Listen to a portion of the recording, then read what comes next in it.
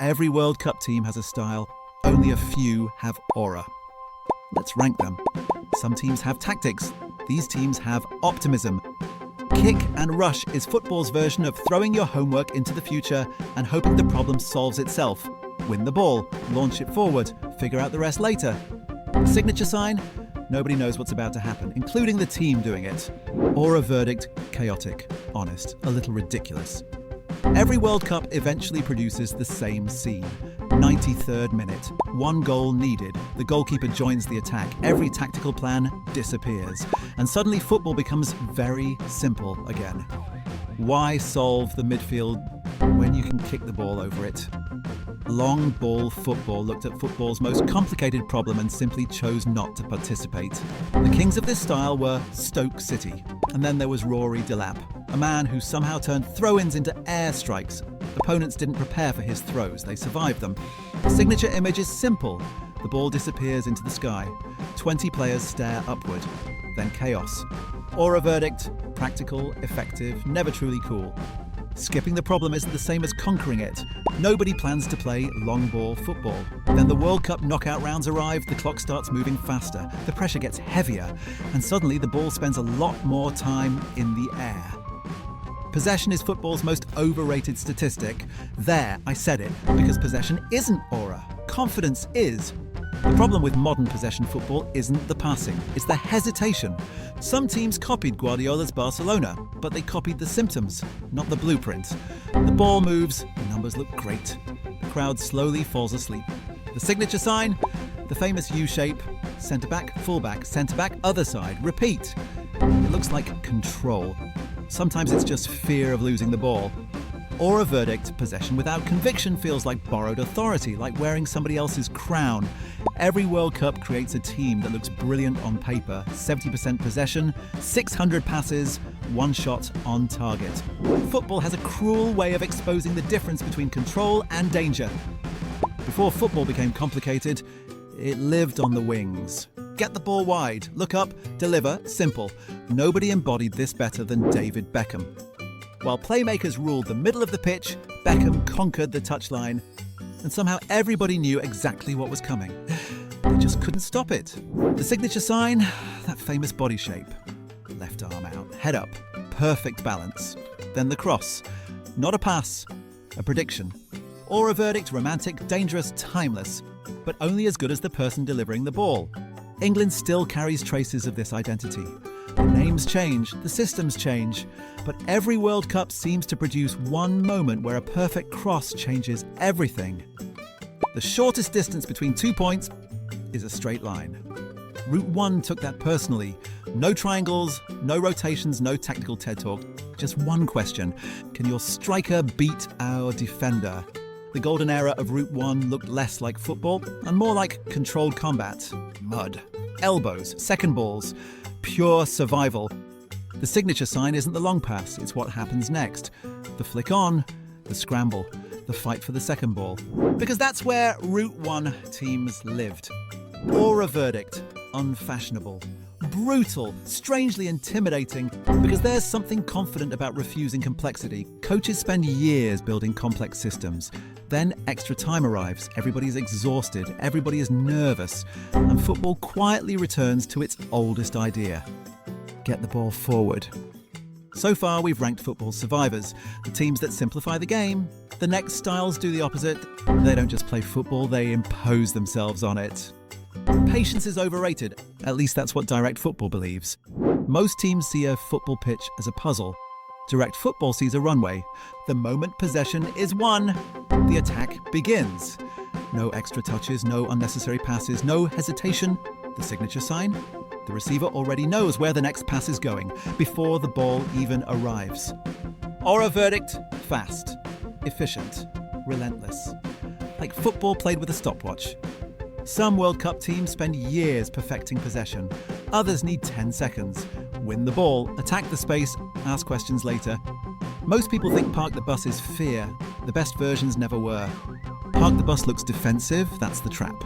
Fear tries to survive, Park the Bus expects to survive.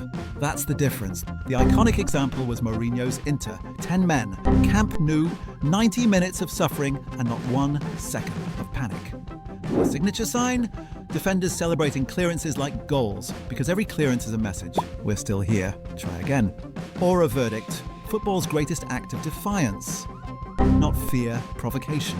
Every World Cup creates one team nobody expected. Not because they dominate, because they refuse to disappear. They defend, they suffer, and somehow they're still there in July.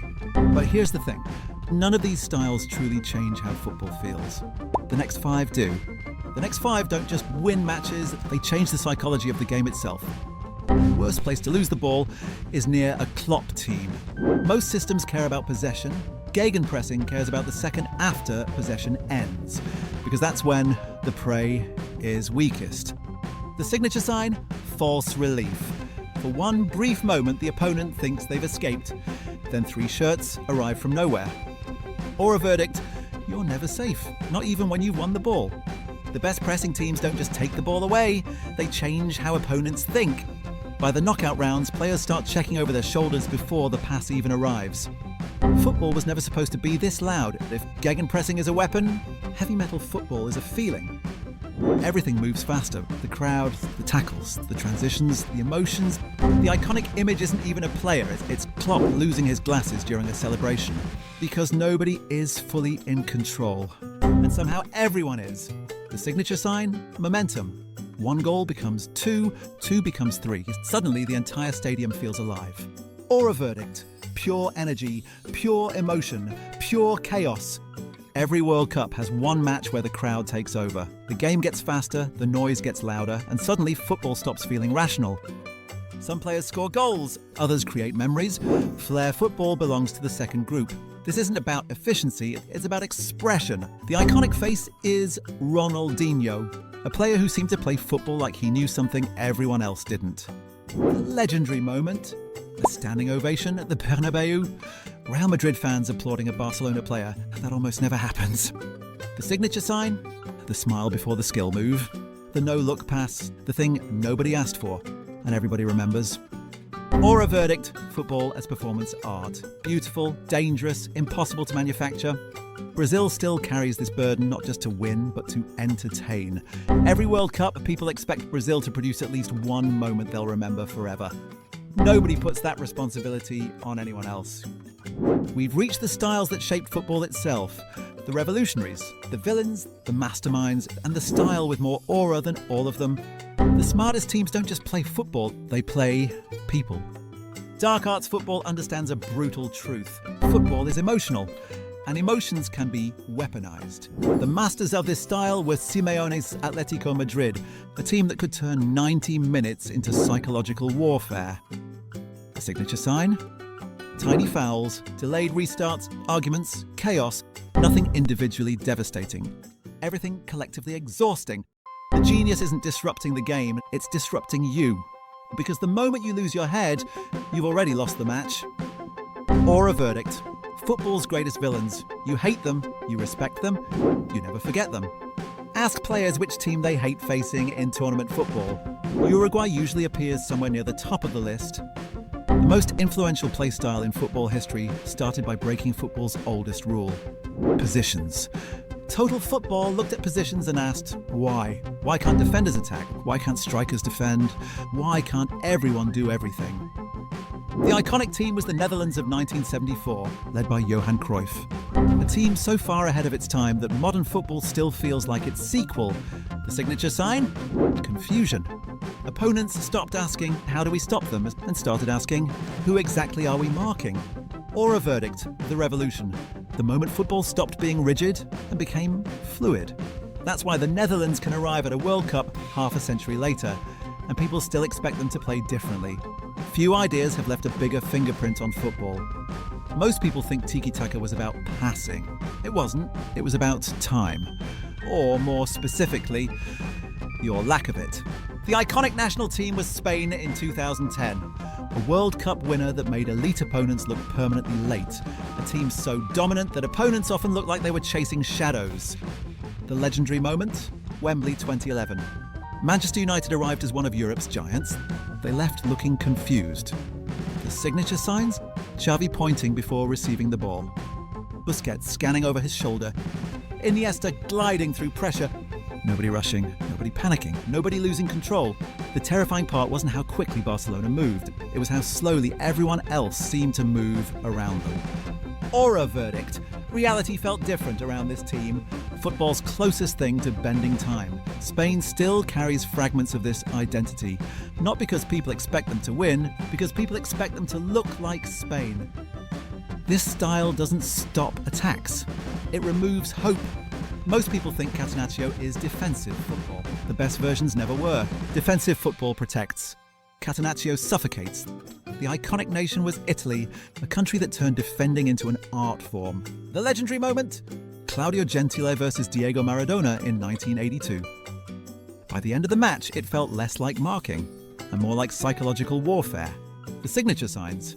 Cannavaro celebrating blocks like goals, Chiellini smiling after cynical fouls, defenders throwing themselves in front of shots without hesitation. The longer the game lasted, the stronger Catenaccio became. Minute 10, you believe. Minute 60, you're frustrated. Minute 85, you've stopped believing. Aura verdict, the art of removing hope. Cold, merciless, psychologically devastating. You can change the generation, change the badge, change the tournament. This mentality never really disappears. Great defending isn't fear, it's confidence. The highest aura play style in football history doesn't want the ball. Think about that. Football's most intimidating philosophy begins by giving away the thing everybody else is fighting for. The ball. The iconic teams? Mourinho's Real Madrid, Zidane's Real Madrid, modern France. Teams that understood one terrifying truth. Possession is optional. Mistakes are inevitable. The signature sign? Waiting. Cristiano Ronaldo waiting. Mbappe waiting. Vinicius waiting. Predators conserve energy. Then comes the mistake. One bad touch, one loose pass, one transition, game over. Possession football says, we control the game. Counter-attacking football says, you only think you do. And that's why it sits at number one. Not because it's the best, because no style projects more confidence, no style projects more danger, no style projects more aura. Aura verdict, tactical arrogance, pure confidence, pure danger, pure football aura. Look at almost every World Cup. Eventually somebody discovers the same truth. You don't have to control the game. You just have to punish the mistake. And World Cups are built on mistakes. Counter-attack at 1, Catenaccio at 2, Tiki-Taka at 3. I'm already reading the comments.